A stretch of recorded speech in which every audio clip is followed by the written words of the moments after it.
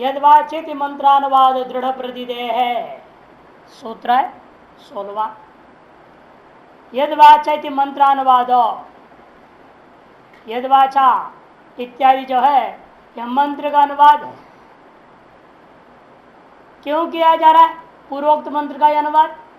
जो कह चुके हैं चक्षु चक्षु श्रोत्र श्रोत्र वगैरह, फिर क्यों इसकी क्या जरूरत रह गई? तब कहते हैं दृढ़ प्रतीत चेड़ेगा बुद्धि को उस ब्रह्म में दृढ़ता पूर्वक स्थापित करने के लिए जान के आचार्य और 4-5 पर्यायों में कहेंगे। क्योंकि अन्य देव देवता इत्यादि स्पष्ट बोल ही दिए हैं। मगर अन्य देव देवता योयम आगमार्थ ब्राह्मणोक्त अस्यैव दृढ़िम्ने मंत्रा यदवाच इत्यादि पठ्यन्ते। सूत्र के विभाजन पूर्वक स्पष्ट कर रहे हैं। आनंद साहब कहते हैं यदवाचित मंत्रानुवाद दृढ़ प्रतिरिति सूत्रम में तत्, सूत्र है, इसी को विभजते। अब ऐसा करके उसको समझाएंगे अलग अलग करके टुकड़ा में। अन्य देवतात अथो अविदितात अधि, इस आगम से और पहले ही चक्षु चक्षु श्रोत्र श्रोत्रम इत्यादि मनुष्य मनोयद सब प्राण से प्राण इत्यादि के द्वारा उस आगम में कहा हुआ जो अर्थ है, जो ब्राह्मण भाग से उक्त है, उसी को दृढ़ करने की भावना से मंत्राहा, अब यह मंत्र भाग आरंभ होता है। यद चक्षुषा न पश्यति, यद वाचा से लेकर के यन मनसा यद चक्षुषा यद श्रोत्रेण 4 पर्यायों में आएगा। और ये 4 पर्याय ज्ञान के साधनों को लेकर, 5वां प्राण, जो प्राण के द्वारा नहीं होता क्रिया, किंतु ये न प्राण प्रणीयते इत्यादि जो 5वां पर्याय आएगा। इस तरह से 4 ज्ञान शक्ति को लेकर के, 1 मंत्र क्रिया शक्ति को लेकर के 5 मंत्रों के द्वारा कहने जा रहे हैं। देखिए स्वयं समझा रहे हैं इसको। यद वाच इत्यादि पठ्यन्ते, यद मने ब्रह्म, इससे क्या लेना? ब्रह्म। वाचा मने शब्देन, वाग इंद्रिय नहीं लेना, वाचा मने शब्देन। अनभ्युदितम अनभ्युक्तम अप्रकाशितम इत्य, किसी भी शब्द के द्वारा शब्द का वाच्यार्थ रूपेण कभी भी वह प्रकाशित नहीं किया जा सकता। अनभ्युक्त ने प्रकाशित नहीं है। हर शब्द कोई न कोई अर्थ को प्रकाशन करता है, लेकिन इस ब्रह्म को प्रकाशन करने के लिए कोई शब्द नहीं को कर सकता है। किंतु सारे शब्द जिसके द्वारा प्रकाशित होते, ये न वाग अभ्युदिति, वाग प्रकाशित्वोक्ति ही जिसके द्वारा, बल्कि वाग अभ्युदित है, ये न वाग अभ्युदित, जिस ब्रह्म के द्वारा यह वाक मन शब्द और शब्द का प्रकाशक इंद्रियां सबको जो है प्रवृत्त कराता है और शब्द को प्रकाशित कराता है, वह ब्रह्म है। वाक प्रकाशित प्रोक्ति ही इति, इस दूसरे पाद के द्वारा वाक प्रकाशक हेतुत्व ब्रह्म में कथन किया गया है। यह 16वां सूत्र वाक्य जो था उसी वाक्य को उपवाक्य है, उसको समझाने के लिए भी सूत्र वाक्य है, लेकिन पृथक नहीं मानते इसको, 17वां करके नहीं है, 16 का ही सहयोगी सूत्र है। इसलिए इसकी व्याख्या करते सुनते ये न प्रकाशते, ये न मने ये न प्रकाशते इति वाचो अभिधान से अभिधेय प्रकाशकत्व हेतुत्व उच्यते ब्रह्मणः। वाक् प्रकाशितत्व उच्यते ब्रह्मण, ये न प्रकाशित, जिसके द्वारा प्रकाशित होता है। क्या प्रकाशित होता है? वाचो मन अभिधान शब्द से, अभिधान कहते हैं शब्द, अभिधेय कहते हैं अर्थ। तो वाच से क्या लेना? षष्ट्यंत का अभिधान से मने शब्द से, शब्द का जो अभिधेय प्रकाशकत्व से, अभिधेय का प्रकाशकत्व जो है वास्तव में शब्द में नहीं है। उसका कारण कौन है? शब्द के अंदर जो अर्थ की प्रकाशकत्व दिखाई दे रहा है, वो किसका कारण से है? वो उसका कारण है ब्रह्म। हेतुत्व उच्यते, उसी हेतुत्व कहा जा रहा है। क्या है उसका हेतु? ब्रह्मण हेतुत्व उच्यते, ब्रह्म में ही उसका हेतुत्व कथन किया जा रहा है। उक्तंच, इसी बात को प्रश्न में शुरू में पूछा ही था, केनेशितां वाचमिमां वदन्ति। यद वाचो वाचम से जवाब भी दिया गया था, उसी एक तरह से विस्तार किया गया। तदेव ब्रह्मत्वं विद्धि, तृतीय पाद में जा रहे अभी मंत्र का। तदेव ब्रह्म त्वं विद्धि इति अविषयत्वेन ब्रह्मणः आत्मनि अवस्थापनार्थे अर्थः आम्नायः। तदेव ब्रह्मत्वं विद्धि, यह मंत्र पाठ क्यों हुआ? ये तीसरे पाद का पाठ का क्या प्रयोजन है? तो कहते इस पाठ के प्रयोजन है, ये जो ब्रह्म है, ब्रह्मणः आत्मनि अवस्थापनार्थे, ब्रह्म को उस जीव अपने जो शिष्य के हृदय में स्थापित करने के लिए ही, अविषयत्व स्थापित करने के लिए, शब्दादि का अविषयत्व स्थापित करने के लिए यह आमनाय मैंने इस तृतीय पाद का पाठ हुआ है, मंत्र का पाठ हुआ है। यद वाचानुपीतम वाक् प्रकाश निमित्तं चेति ब्रह्मण अविषयत्वेन वस्तुंतर शिक्षा निवर्त्य स्वात्मनिएव अवस्थापयति आमनाय तदेव ब्रह्मत्वं विदिति यत्नतः उपरमयति। और भी स्पष्ट करते व्याख्या कर रहे भाष्यकार, यद वाचा अनुपीतम वाक् प्रकाश निमित्तं च, जो शब्द का वह विषय नहीं है, शब्द के द्वारा प्रकाशित नहीं है, किंतु शब्दों से प्रकाशित होने वाला अर्थों को भी प्रकाशित करने वाला है। शब्द प्रकाश का भी प्रकाशक वही है, अतः शब्द के द्वारा जो प्रकाशन हो रहा है उस प्रकाश का निमित्त वही है। इस बात को ब्रह्म के अंदर अविषयत्वेन, वह ब्रह्म का अविषयत्वेन कथन करते हुआ यह मन के अंदर किसकी जिज्ञासा हो सकती है? वस्तुंतर जिगृक्षाम निवर्त्य। कोई कह सकता है ठीक है शब्द का विषय नहीं है, किंतु किसी अन्य विषय का, अन्य वस्तु का विषय हो सकता है। वस्तुंतर जिगृक्षायाम या जिज्ञासायाम, वस्तुंतर के रूपेण ग्रहण करने की इच्छा, वस्तुंतर रूपेण ग्रहण करने की इच्छा यदि होती है किसी को, टिप्पण नंबर 1 जिगृक्षायाम माने जिज्ञासा इत्यर्थः। जब ऐसी मान लो आपने कहा ठीक है विदित से भिन्न है, अविदित से भिन्न है, ठीक है, विदित अविदित से विलक्षण कोई वस्तुअंतर होगा? विदित और अविदित से दोनों से विलक्षण कोई वस्तु मान लिया जाए, वही वस्तु ब्रह्म है। ऐसा कोई ग्रहण करने की इच्छा करे, अर्थात ऐसा जानने की कोई चेष्टा करता है, जिज्ञासा करता है, तो उससे भी निवृत्त करती है श्रुतियां।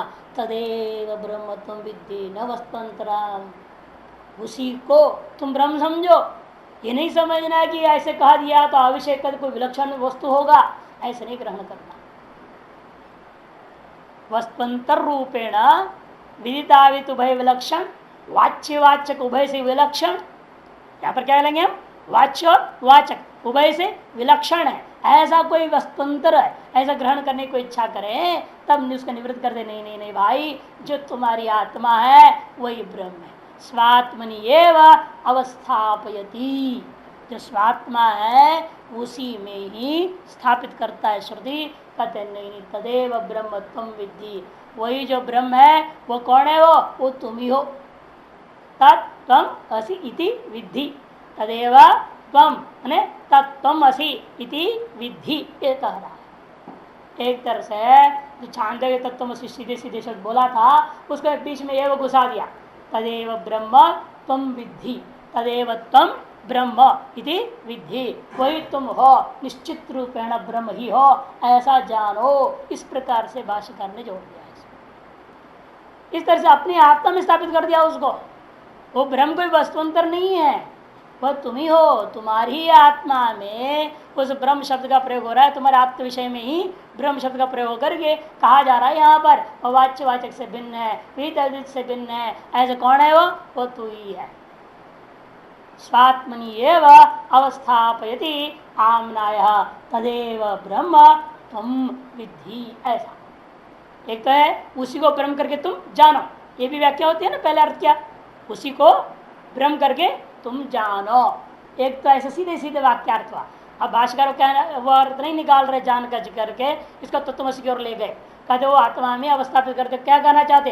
तदेव त्वं ब्रह्म इति विद्धि, ऐसे वही है निश्चित रूपेण तुम जो ब्रह्म है, ऐसे जानो।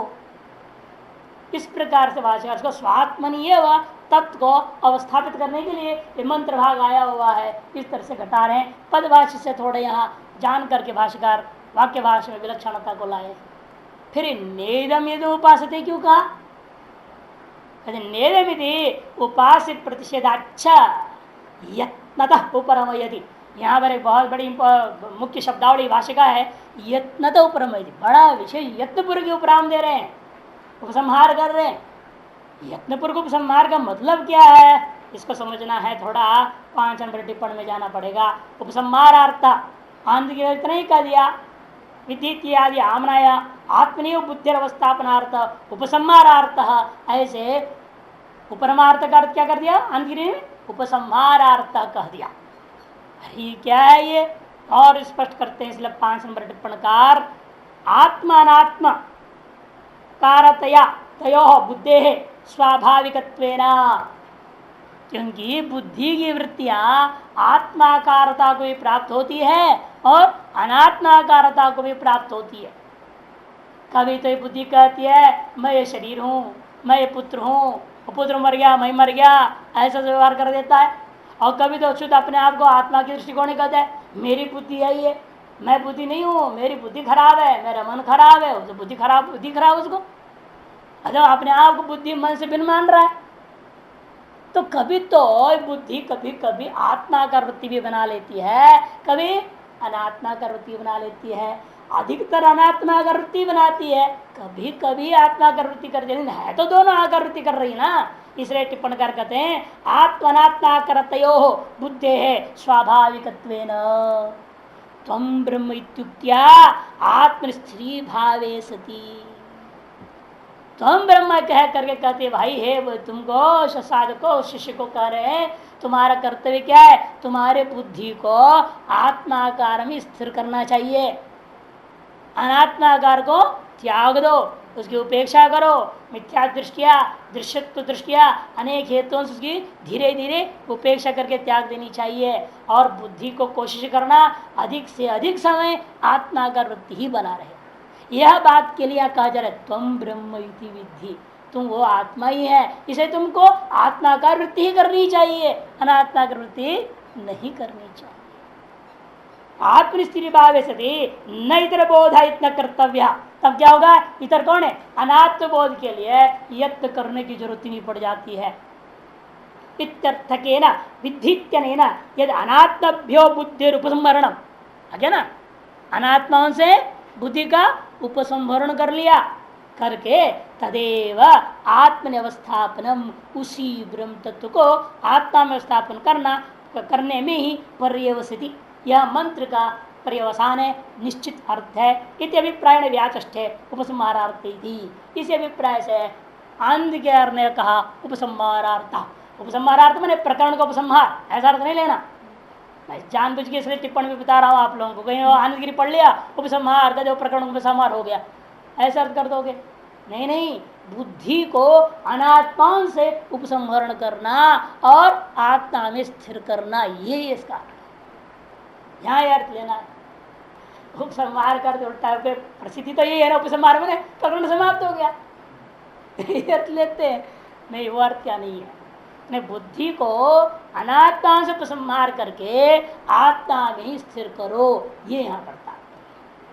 तदुक्तम आत्मात्माकारम स्वभावतो अवसदं तदा सदा चित्तम आत्मैकाकारतया तिरस्कृत अनात्म दृष्टि विदधीत।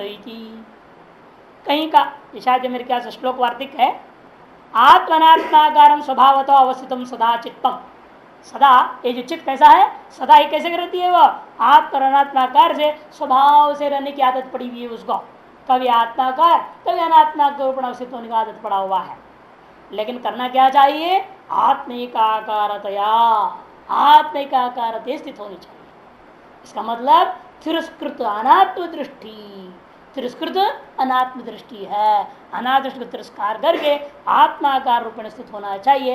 यही यहाँ पर विधि लोट लकार के द्वारा विधान किया जा रहा है। विदधीत आत्मसंस्तमन कृत्वा न किंचित चिंतित, गीता में कहा ना, आत्मसंस्थम मन कृत्वा न किंचित चिंतित। इसी श्रुति के आधार पर तदेव ब्रह्मत्वं विद्धि, एक तरह से श्रुति की व्याख्या है गीता का यह श्लोक आत्मसंस्थम मन कृत्वा इत्यादि।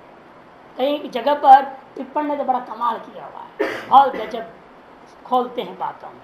इसलिए तो इसको गोल्डन पुरस्कार मिला था ना, स्वर्ण पदक मिला है इसको, इस टिप्पण को।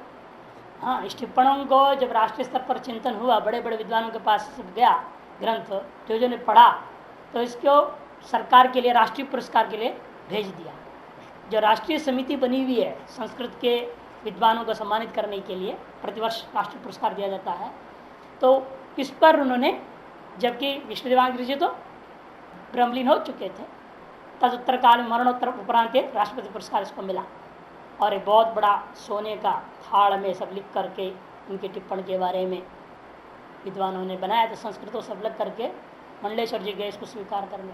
1985 में सम्मानित हुआ था ये। बृहदारण्यक उपनिषद में क्या विलक्षणता और उन्होंने कर दी है, जगह जगह वार्तिकों को जोड़ दिया, जहाँ बहुत ही जरूरी है। जो वार्तिक जहाँ मुख खोल रहा, क्रोड़ पत्र अलग बना करके, अलग आप देखेंगे फूल का चिन्ह बना करके उसे प्रिंट किया हुआ है, क्रोड़ पत्र बोलते हैं उसको। श्लोक वार्तिकों को तत्संबंधित बहुत ही महत्वपूर्ण बातों को श्लोक वार्तिक दिया, उस पर फिर व्याख्या किया, फिर टीका किया, वार्तिक की टीका, और बड़ा विस्तार से समझाया है बहुत सुंदर ढंग से। कई जगह तो एक पूरा पन्ना ही वही है श्लोक वार्तिक का। इतनी मेहनत तो उन्होंने जबरदस्त सुंदर किया है। और गोविंदानंद जी महाराज जिसे पढ़े थे, तो इसलिए इसका नाम रखा गोविंद प्रसादनी की टिप्पण, बहुत ही विलक्षण। तो इस तरह से उपसंहरति हो गया, उपरमयति का अर्थ उपसंहरति कर दिया गया। उपसंहरति का अर्थ होता है अनात्मा से उपसंहरण, यह स्पष्ट हो गया। अविशिष्ट ब्रह्मणो अतिरिक्त स्वरूपेण वेद्यत्व संभवादिति योजना एक सूत्र विभजते। अब और स्पष्ट करते कहते हैं नेदमिति उपास्य प्रतिषेधाच्छ, नैदमिति उपास्य प्रतिषेधाच्छ, नेदमिति उपासते, नेदम यदि तुम उपासते। चतुर्थ बात जो चीज आया हुआ है वह उपास्यांतर को ब्रह्म दृष्टि से कथा ग्रहण करने को चाहे तो उसका भी प्रतिषेध कर दिया। सर्वोत्कृष्ट उपास्य कौन है संसार में? हिरण्यगर्भ है, सबसे टॉप पोस्ट उसी का है ना, हिरण्यगर्भ। सगुण साकार सूक्ष्म, हिरण्यगर्भ सगुण साकार स्थूल विराट है ना। उससे भी ज्यादा और आगे बढ़ो तो माया वचन चैतन्य ईश्वर है, ईश्वर कह सकते हो उपास्य। जिससे क्या होगा, आप ईश्वर की उपाधिभूता माया को ही प्राप्त कर, प्रकृति ले जिसको कहते योग सूत्रकार, वह फल प्राप्त होता है। तार फल प्राप्ति सबसे उत्कृष्ट प्राप्ति मानी जाएगी, जिसमें जड़ भाव में स्थित रहता है, लेकिन प्रकृति लय में। इसे चेतन में स्थित होने का सर्वोत्कृष्ट फल तो हिरण्यगर्भ ही और कोई है नहीं, जिसमें वह ज्ञान शक्ति क्रिया शक्ति दोनों ही सक्रिय विद्यमान रहते हैं। अतएव सर्वोत्कृष्ट फल माना गया हिरण्यगर्भ को, प्रकृति लय को भी नहीं। अब जो भी हो, चाहे प्रकृति लय माने चाहे हिरण्यगर्भ माने, उससे उत्कृष्ट फल कोई फल है नहीं। अतः उस फल की प्राप्ति की उपासना क्या किसी हम करते हैं? उपास्य में तत्व ईश्वर है अथवा हिरण्यगर्भ है, वो ईश्वर हिरण्यगर्भ को भी निषेध कर दिया। सकल उपास्यों को नेदम यदि दंतया उपासते, यदि उपासित का अर्थ एक मुख्य अर्थ वही ले लो उपासना। दूसरा अर्थ क्या है? उपास यदि इदंतया गृह्यते, जिस चीज को तुम अयम इदम इयम शब्द से ग्रहण करते हो, स्वाभिन्नत्वेन ए मन बुद्धि अहंकार चित्त संसार पूरा का पूरा आ ब्रह्मलोक पर्यंत ये सब कुछ क्या है? इदंतया गृहीत वस्तु, स्व आत्मा से भिन्न यद किंचित आप ग्रहण करते हो वह सब इदंतया गृहीत वस्तु, उसको तुम ब्रह्म करके मत जानो। एक जिसको पदभाष्य में यही मुख्य रूपेण भाष्यकार ने लिया था, और टिप्पणकार ने इसी को लेकर के सर्वम खलु ब्रह्म को उपासना पर मुख्य लेना, और वहां पर इदम को सर्वम कभी ब्रह्म हो नहीं सकता ये घटाए थे। इसलिए पदभाष्य में वो पक्ष लिया है, लेकिन वाक्य भाष्य में उपास्य मात्र का निषेध कर रहे हैं। ईश्वर हिरण्यगर्भ सकल उपास्यों का निषेध ले रहे हैं। उपासते का अर्थ उपासना ही लिया, और वह उपासक का अर्थ ग्रहण करना। यद किंचित इदंत्य गृहते तद ब्रह्म इति न, ऐसे निषेध कर दिया। नैदमिति उपास प्रतिषेधाच्छ।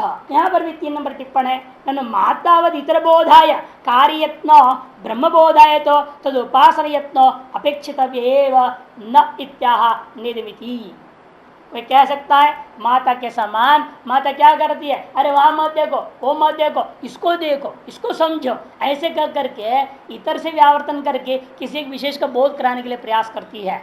उसी प्रकार से ये भी हो सकता है ये सब नहीं है क्या किसी और को विशेष वस्तु को दिखाना है ब्रह्म करके, ऐसा कोई संभावना दिमाग में शंका आता है। कहते नहीं नहीं, जब इदम वगैरह को निषेध कर दिया, इदम से बिन कोई अनिदम वस्तु हो उसका नाम ब्रह्म है, ऐसा ग्रहण कोई करना अच्छा है, उसको भी निषेध करना चाहते हैं।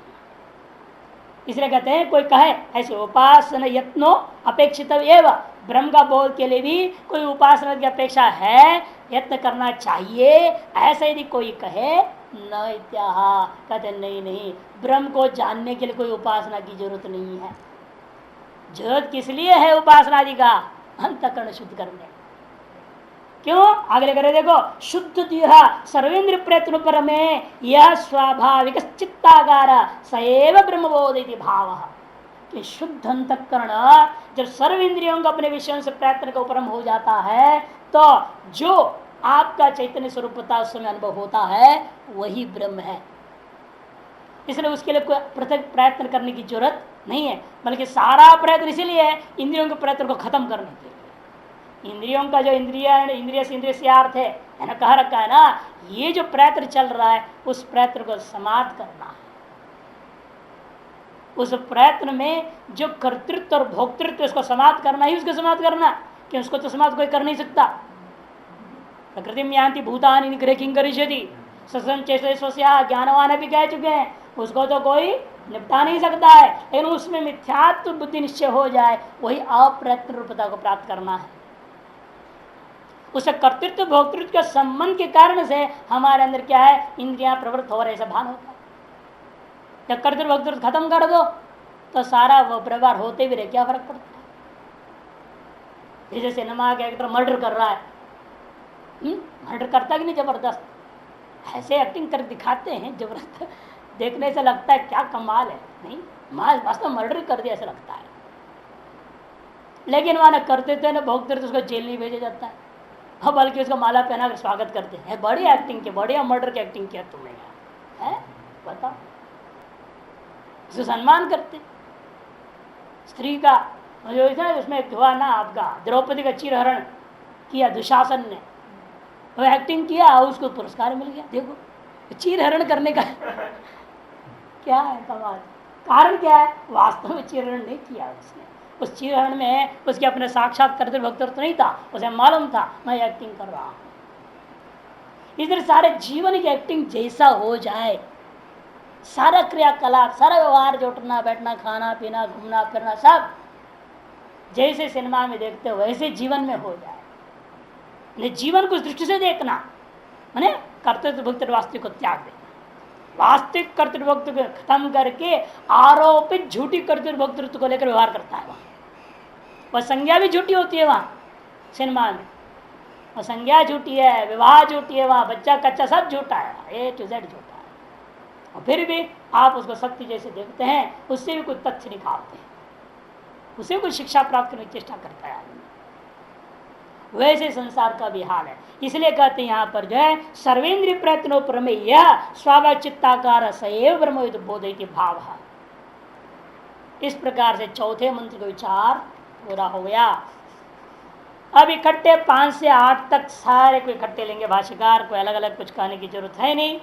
यन मनसा इत्यादि समानम, यन मनसा मनुते इत्यादि समानम, यह मनसा मनः मने मतम, मनः मतम इति, यन मनसा मनुते ये न और मनो मतम न, ये न और मनो मतम मनोमतम इति इत्यादि समानम अर्थम।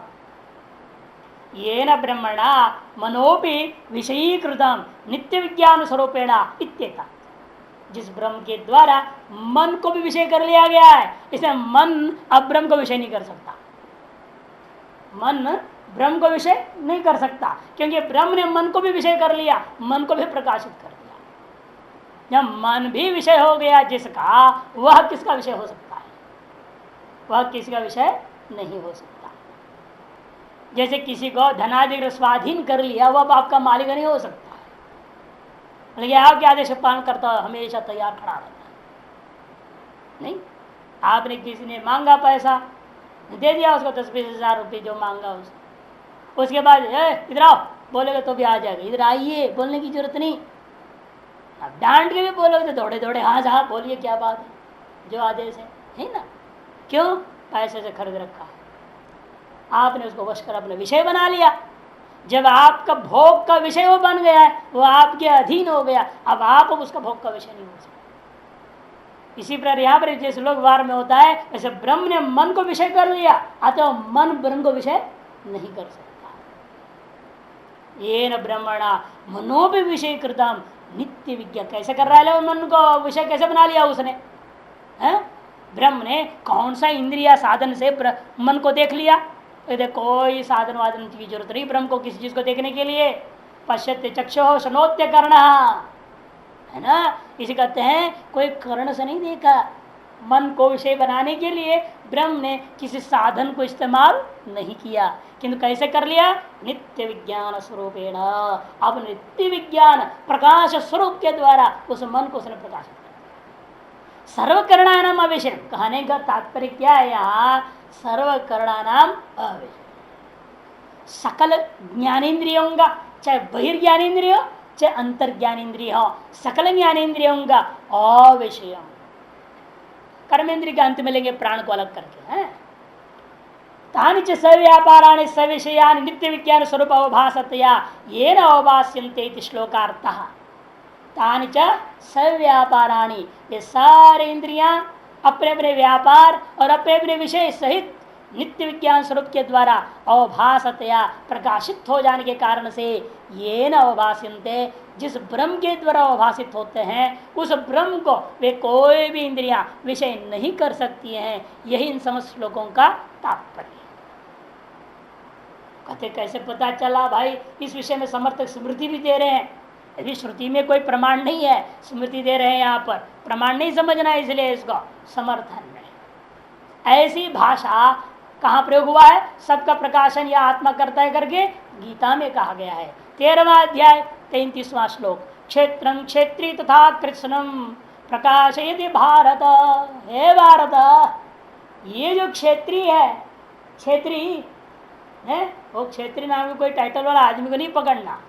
हाँ, खत्री भी होते हैं, क्षेत्री भी होते हैं, सब टाइटल है उत्तर भारत में आदमी का। बहुत प्रसिद्ध है क्षेत्रीय टाइटल वाला हरिद्वार में। तो क्षेत्रीय आदमी नहीं लेना, क्षेत्र में क्षेत्र मस्य क्षेत्रीय आत्मा ब्रह्म इत्यर्थः। ये जो ब्रह्म है आत्मा क्षेत्रीय, क्षेत्र क्षेत्र क्या चीज है? शरीर। इदम शरीरम कौन्तेय क्षेत्र मित्य विधीयते। यह शरीर ही खेती है, इस खेती का मालिक आत्मा है। और आत्मा और भी मालिक क्या करता है? एक खेती को और इस खेती का संबंधी कृत्स्न संपूर्ण चीज को, सारी तत्संबंधी जितनी भी है सबको प्रकाशयति, प्रकाशित इति स्मृत है। और ऐसे एक और श्रुति भी इसी बात को सीधे शब्दों में बोलता है। क्यों ये सब बोल ला रहे हैं भाष्यकार? क्योंकि यहाँ शब्दावली स्पष्ट नहीं है ना।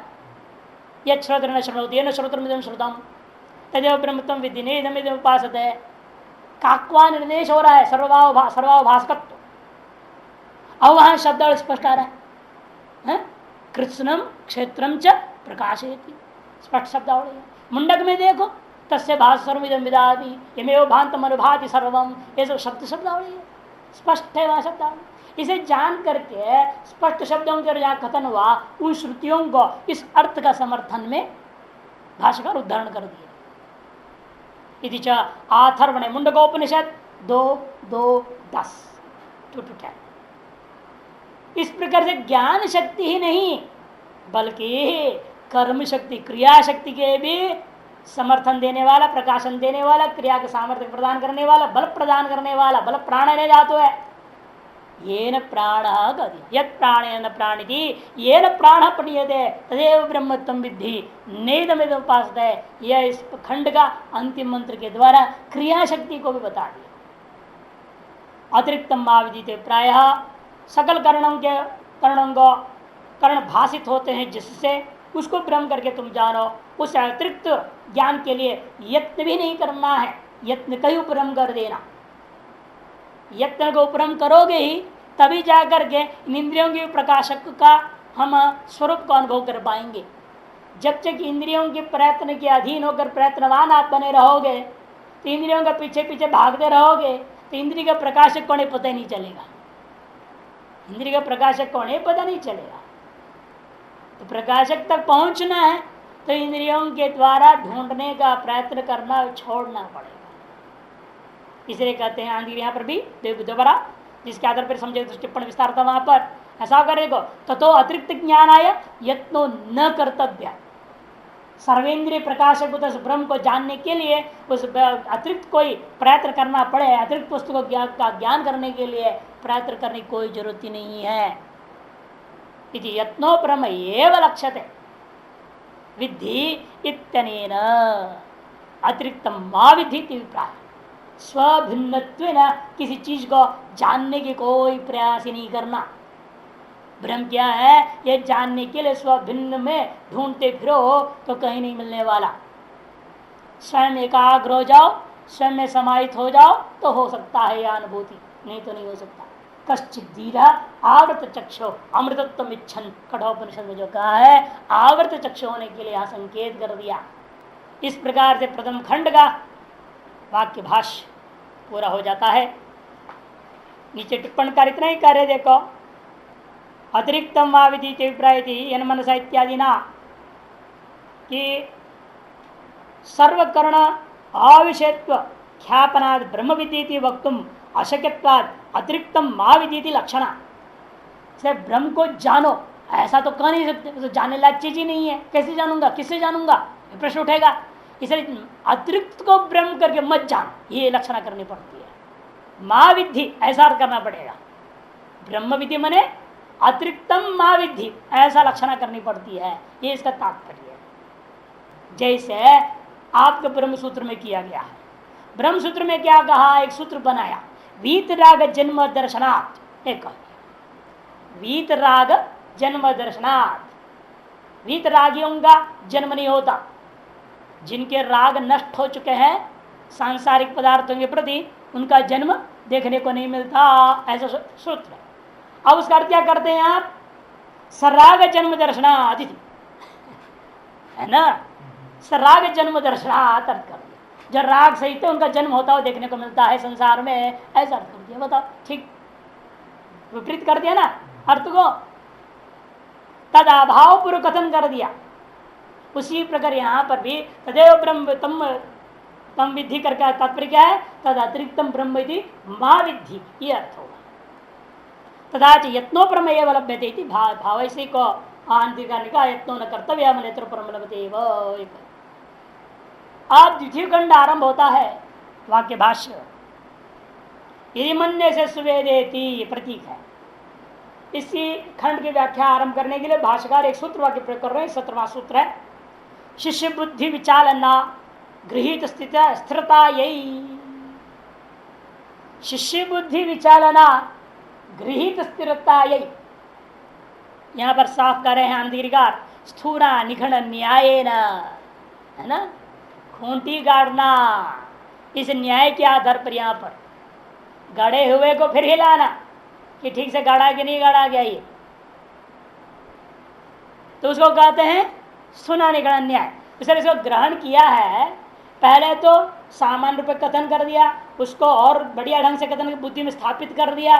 बुद्धि में स्थापित वस्तु को वह सम्यक ग्रहण किया कि नहीं किया है, ये कैसे निश्चय होगा।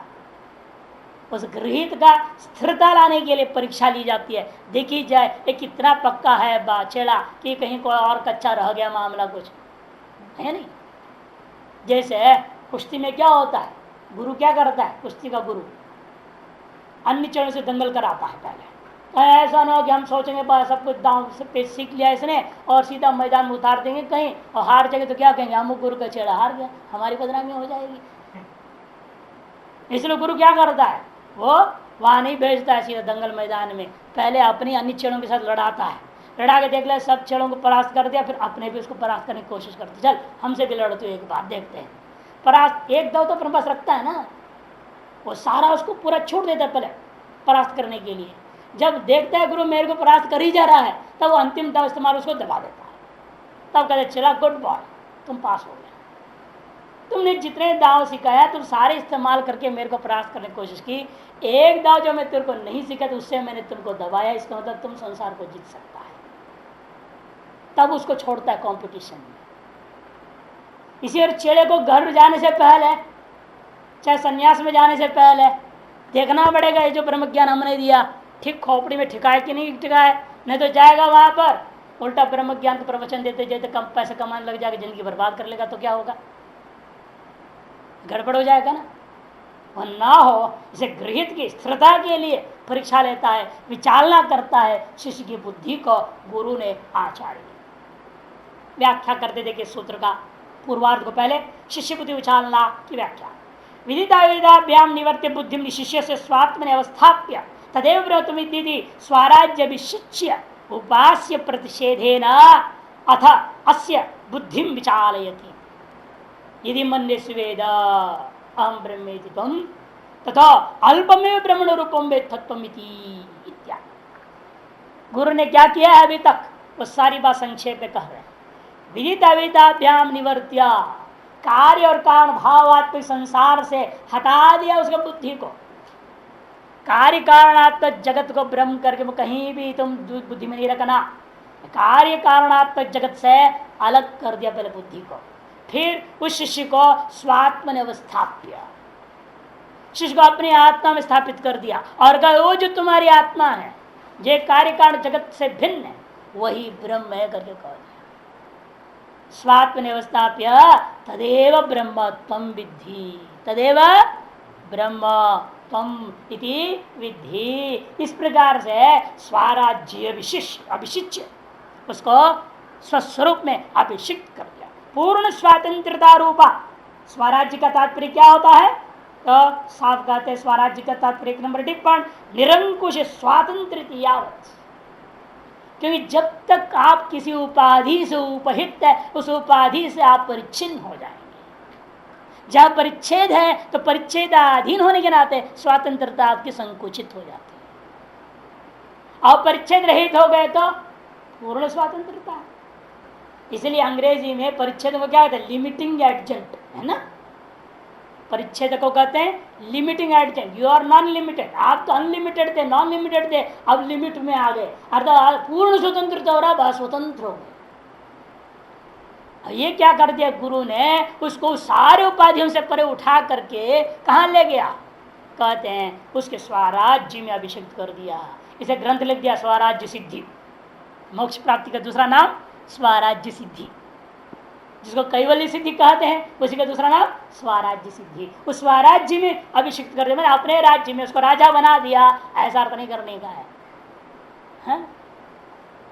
स्वस्य राज्य में थे स्वराज्यम तस्मिन् स्वराज्य सम्राट रूपेण अभिषिक्त गुरुना, ऐसा अर्थ नहीं है। इसे स्वराज्य का अर्थ क्या है, निरंकुश स्वातंत्र पूर्ण आनंद स्वरूपम इत्यर्थः। उसमें उसको अभिषिक्त करके उपास प्रतिषेध देना और तद भिन्न किंचित कोई कल्पना भी करे उसका भी निषेध कर दिया। अतः उसके अनंतरम अस्य बुद्धि विचारे, ये सब करने के बाद अब उस चेड़े को बुद्धि को विचलित करके देखते हैं। यदि मन ने सुवेद, यही तुम जान रहे हो कि मैंने सम्यक जान लिया है।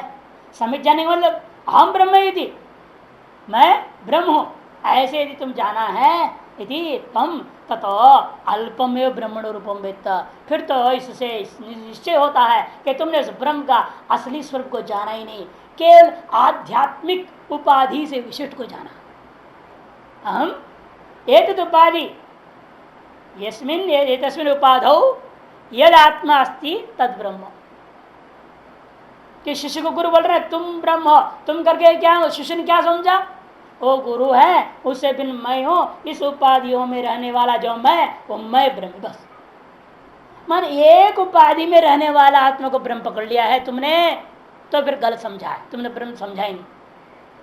और कहा इंद्रियों का भी प्रकाशक है, ऐसे समझ सुन करके अथ देवेश्वपि, इंद्रियों के जो अभिमानी देवता लोग उन देवताओं का भी आत्मा का प्रकाशन वही ब्रह्म है। ऐसे देवताओं और भी उपाधियों में भी जो आत्मा है उसको ब्रह्म करके तुमने जाना तो भी कम ही जाना है। क्योंकि जो भी तुम जान रहे हो उपाधियों में ही तो जाना, उपाधियों में विशिष्ट आत्माओं को ही भ्रम करके तुम यदि जान रहे हो, तुम तो अभी भी ठीक से नहीं जान रहे हो। इसे कहते हैं ननो पुनर्विज्ञान नूनम निश्चितम मन्यते इति आचार। ब्रह्मण रूपम वेत्था तुम जानते हो तो क्या जानते हो? निश्चित रूपेण ये तद उपाधि में रहने वाला जो आत्मा है वही मैं ब्रह्म हूं, ऐसे यदि तुम जानते हो तो ऐसा आचार्य का कहने का अभिप्राय। इति आचार्य मन्यते, आचार्य ऐसे मान रहा है कि चेड़ा ने गलत सोच रखा है, गलत निश्चय कर लिया है। हो सकता है गलत निश्चय कर लिया हो, ऐसे आचार्य का सोचना है। इसीलिए आचार्य जान करके टटोल के देखना चाहते हैं कि इसकी समझ कहाँ तक सही है। जिस प्रकार से साल भर स्कूल में क्या करते हैं, मास्टर लोग टीचर लोग पढ़ाते हैं, पढ़ाने के बाद परीक्षा लेते हैं। नहीं लेंगे तो पता क्या चलेगा, सीधा देगा अगले क्लास में डालो, अगले क्लास में डालो, कुछ है नहीं खोपड़ी में। और 10वीं में जाएगा, बोर्ड की परीक्षा होगी, वहाँ बोर्ड एग्जामिनेशन कोई और करेक्शन करेगा तो फेल सब फेल हो जाएगा, क्या फायदा होगा। इसीलिए प्रत्येक कक्षा में उसकी जो परीक्षा लेना जरूरी है। वहां भी धांधली कर देते तो गड़बड़ हो जाते, इसलिए बोर्ड में फेल हो जाता बच्चा, वहीं स्ट्रिक्ट हो जाए। ग्रेस मार्क्स ने सारा काम गड़बड़ कर दिया हमारे शिक्षा पद्धति को। हम लोगों की गुरु परंपरा आचार्य परंपराओं में जो गुरुकुलों में ग्रेस मार्क्स नहीं था, वेरी टफ आचार्य लोग वहाँ। आजकल ग्रेस मार्क्स जो है सब गड़बड़ था। वो 17 पा लिया है तो कर दो 20-21 पास कर दो, 50 में 20 हो गए पास हो गए, 30 में प्राप्त हो गया 100 में से तो 5 ग्रेस दे दो, 35 करके पास कर दो, धक्का मारो। कहाँ तक धक्का मारोगे गधे को। यहाँ ऐसा नहीं चलेगा। गुरु कहता है नो ग्रेस मार्क्स। हम तुम्हारी पूरी बुद्धि खींचतान करके देखेंगे तुम कितना समझा है, ठीक समझा कि नहीं समझा।